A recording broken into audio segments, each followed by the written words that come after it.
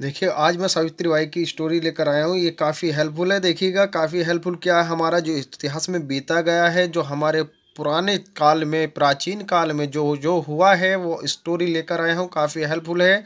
तो आज मैं स्टोरी बताता हूँ, सावित्री बाई की कहानी बताता हूँ आपको। देखिए, प्राचीन युग के काल की बात है कि भारतवर्ष के मध्य देश में आजकल जो दक्षिण कश्मीर में स्थित है, पशुपति नाम के, अश्वपति नाम के राजा राज्य किया करते थे। क्या करते थे? राज्य किया करते थे। उनका जीवन बीतता चला गया। जब उनका जीवन बीतता चला गया, उनके कोई संतान नहीं हुई। संतान ना होने के कारण वह दिन व दिन चिंता में ग्रस्त होते चले गए। कुछ ज्योतिषियों ने उनकी कुंडली को देख कर के बताया कि आपको के ग्रहण बता रहे हैं, ग्रहण नक्षत्र बता रहे हैं, आपको संतान तो होगी, लेकिन आपको सावित्री की पूजा करनी चाहिए। तो राजा अश्वपति राज्य छोड़कर वन चले गए। 18 वर्ष तक उन्होंने घोर तपस्या करने के बाद उन्हें एक कन्या की प्राप्ति हुई। किसकी कन्या की प्राप्ति हुई? उसका नाम उन्होंने सावित्री रखा। सावित्री अद्वितीय सुंदरी थी। कैसी थी? उसकी जैसी सुंदरी दूसरी कोई ना थी। सुंदरी, उसकी सुंदरता और गुण की प्रशंसा पूरे भारत देश में फैली हुई थी। जो जो यानी कि जैसे जैसे सावित्री बड़ी होने लगी, उनका रूप निखरने लगा। उनके पिता और उसके विवाह की चिंता होने लगी। अश्वपति चाहते थे कि उसी के अनुरूप पति भी मिले। यानी कि उनके जो पिता थे अश्वपति, वो चाहते थे जैसी मेरी कन्या है वैसी उसका वर मिले, यानी कि उनका पति मिले। किंतु किंतु कोई मिलता ना था। सावित्री को चित्त बहलाने के लिए अश्वपति ने उसे तीर्थ यात्रा के लिए भेज दिया। यानी कि चित्त कहते मन बहलाने के लिए। कहाँ भेज दिया? तीर्थ यात्रा पर भेज दिया। उसे आज्ञा दी कि तुझे वर चुनने के लिए स्वतंत्र देता हूं, यानी कि स्वतंत्र करता हूं। अपनी पुत्री को उन्होंने स्वतंत्र कर दिया। सावित्री का रथ जा रहा था, उसी एक अद्भुत स्थान दिखाई दिया। अनेक सुंदर वृक्ष और चारों तरफ हरियाली थी। वहीं एक युवक घोड़े के बच्चे के साथ खेल रहा था। क्या कर रहा था? घोड़े के बच्चे के साथ खेल रहा था। उसके सिर पर जटा बंधी थी, बाल झाल बंधे हुए थे, पर मुख तेज था। मुख पर तेज था, यानी कि तेजी से चमक रहा था। सावित्री ने देखा, मंत्री से कहा कि आज यहीं विश्राम करना चाहिए। जब ठहर जाता है, वह युवक परिचय पाने के लिए उनके पास आया। उसे पता चला कि वह राजकुमारी है। उस लड़के को, जो छोटा सा लड़का घोड़े के बच्चे के साथ खेल रहा था, उसने राजकुमारी के बारे में जाना। बड़े सम्मान से अपने पिता के आश्रम में ले गया वह। उसने यह भी बताया, मेरे माता पिता दृष्टिहीन है। कैसे दृष्टिहीन है? तो मेरे पिता किसी समय साल देश के राजा थे। उसने बताया कि मेरे पिता क्या है, एक राजा थे। उसी समय वह इस समय वह तपस्या कर रहे थे। मेरा मेरा नाम सत्यवान है। उन्होंने क्या बताया? मेरा नाम सत्यवान है। दूसरे दिन सावित्री लौट गई। बड़ी लज्जा और शालीनता से उन्होंने सत्यवान से विवाह करने की अनुमति मांगी। किससे? अपने पिता अश्वपति से सावित्री ने विवाह करने की अनुमति मांगी। इससे बहुत प्रसन्न हुए वो। उनके पिता बहुत प्रसन्न हुए कि सावित्री को उनके अनुरूप वर मिल गया है। किंतु किंतु बाद में पता चला कि सत्यवान की आयु बहुत कम है। कहती थी बहुत कम थी सत्यवान की आयु, वह 1 साल से अधिक जीवित नहीं रहेगा। ये भी उन्हें पता था कि वह 1 साल से अधिक जीवित नहीं रहेगा। इससे सावित्री के पिता को बहुत दुख हुआ। उन्होंने सावित्री को इस प्रकार सब प्रकार से समझाया, ऐसा विवाह करना जन्म भर के लिए दुख को मोल लेना है। सावित्री ने कहा, पिता, जो मुझे इस संबंध में आप मुझसे कुछ कह रहे हैं, संकोच का अनुभव हो रहा है, मैं विनम्रता यानी कि आप विनम्रता के साथ यह निवेदन करना चाहती हूँ कि आप मुझे वर चुनने की स्वतंत्रता दी है, तो मैंने सत्यवान को चुन लिया है। किसने? सावित्री ने सत्यवान को चुन लिया है। उससे हटना, आदर्श से हटना होगा। उन्होंने कहा, ये मेरा आदर्श से हटना होगा। युग युग के लिए अपने तथा अपने परिवार के ऊपर कलंक लगाना होगा। अगर मैं इस चीज से हट जाती हूं तो मेरा परिवार कलंकित हो जाएगा। अश्वपति निरुत्तर हो गए। निरुत्तर का मतलब है उनके पास उत्तर देने के लिए कुछ नहीं बचा। उन्होंने विद्वानों को बुलाकर विचार किया। उन्होंने काफी सारे उन्होंने अपने राज्य में विद्वान बुलाए और उन्होंने विचार किया। अंत में राजा अश्वपति सावित्री तथा लोगों के साथ लेकर सत्यवान के पिता के आश्रम में विवाह करने के लिए पहुंच गए। कहाँ पहुंच गए?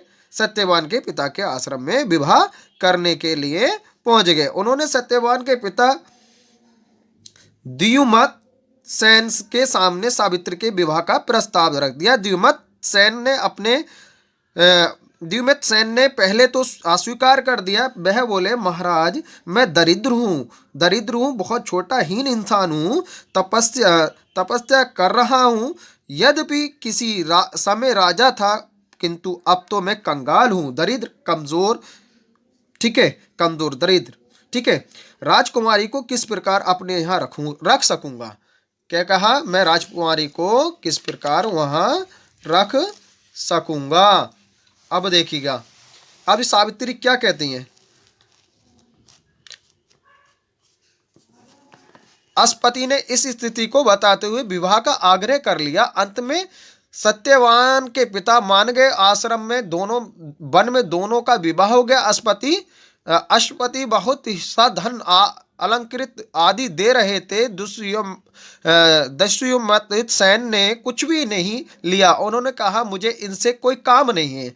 विवाह के पश्चात सावित्री वहीं विश्राम करने लगी। उन्होंने अपने सास ससुर और सत्यवान पति की मन लगाकर सेवा की। कैसे की? मन लगाकर सेवा की।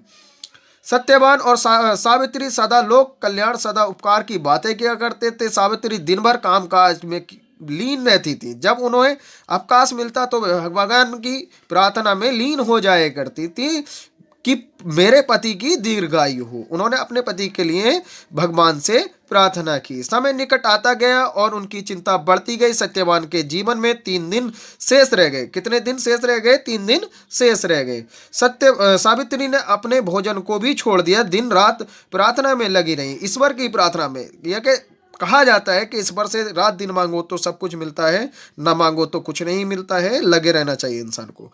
भोजन करने के लिए समझाते हुए, किंतु वह सबको अनुरोध टालती नहीं। सभी का उन्होंने अनुरोध टाल दिया। धीरे धीरे जब सत्यवान जंगल में लकड़ी काटने जा रहे थे, सावित्री भी उनके पीछे पीछे चली गई। सत्यवान ने समझाया, तुम 3 दिन से व्रत में हो, ना चलो, किंतु वह नहीं मानी। सत्यवान के साथ वन को चली गई।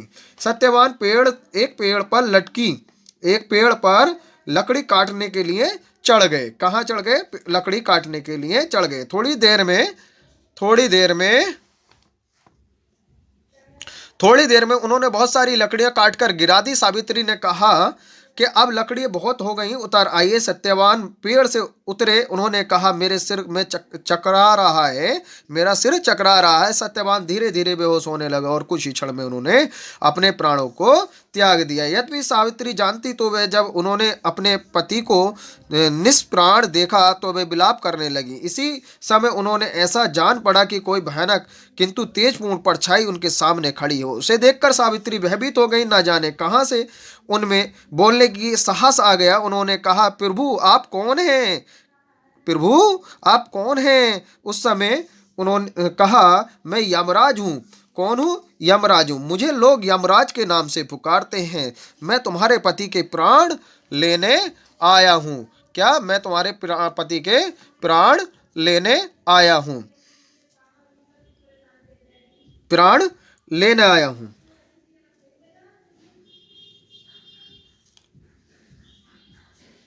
मैं तुम्हारे पति के प्राण लेने आया हूं। तुम्हारे पति की आयु पूरी हो गई है, मैं उनके प्राण लेकर जा रहा हूं। इतना कहकर यमराज सत्यवान के प्राण लेकर चलने लगे। सत्यवान का शरीर धरती पर पड़ा रहा। सावित्री को भी यमराज के पीछे पीछे चलने लगी। थोड़ी देर बाद यमराज ने मुड़कर पीछे देखा तो सावित्री पीछे पीछे चली आ रही थी। यमराज ने कहा, सावित्री तुम कहाँ चली आ रही हो? इसकी आयु शेष है, जिसकी आयु शेष है वह हमारे साथ नहीं आ सकता। किससे कहा? सावित्री से यमराज ने कहा, लौट जाओ। इतना कहकर यमराज आगे बढ़े। कुछ देर बाद यमराज ने फिर मुड़कर देखा तो सावित्री चली आ रही थी। यमराज ने कहा, तुम क्यों मेरे पीछे आ रही हो? सावित्री बोली, यमराज मैं अपने पति को कैसे छोड़ सकती हूँ। यमराज ने कहा जो ईश्वर का नियम है वह नहीं टल सकता।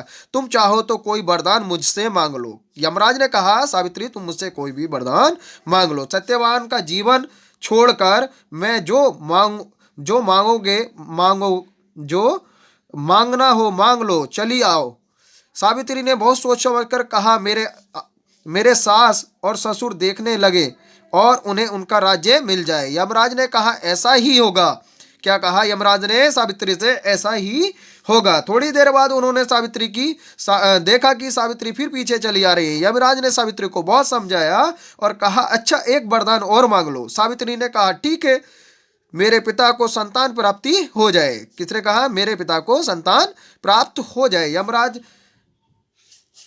ने यह वरदान भी दे दिया। आगे बढ़े। कुछ दूर जानने के बाद सावित्री गई। उन्होंने पीछे गर्दन मोड़ी तो देखा सावित्री चली आ रही है। उन्होंने कहा सावित्री तुम क्यों चली आ रही हो? ऐसा कभी नहीं हुआ कि कोई व्यक्ति सशरीर मेरे साथ आ सके।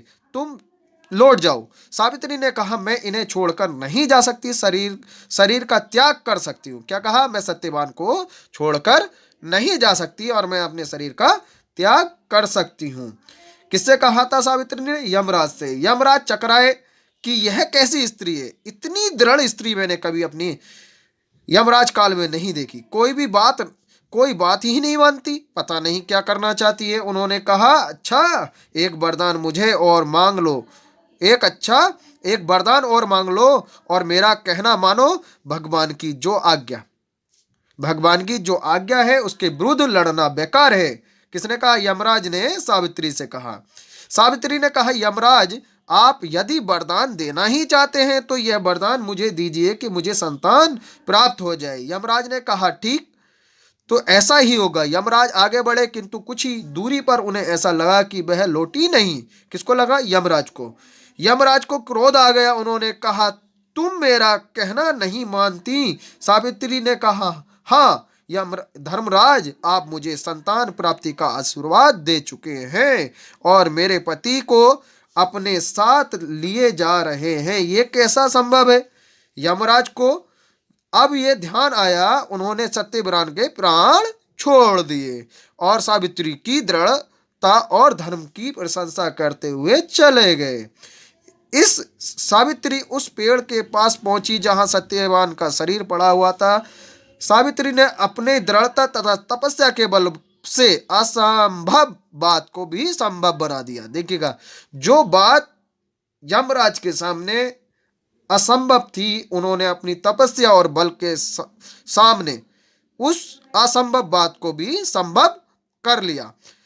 तप और दृढ़ता में इतना बल होता है कि उसके आगे देवता भी झुकना होता है, देवताओं को भी झुकना होता है।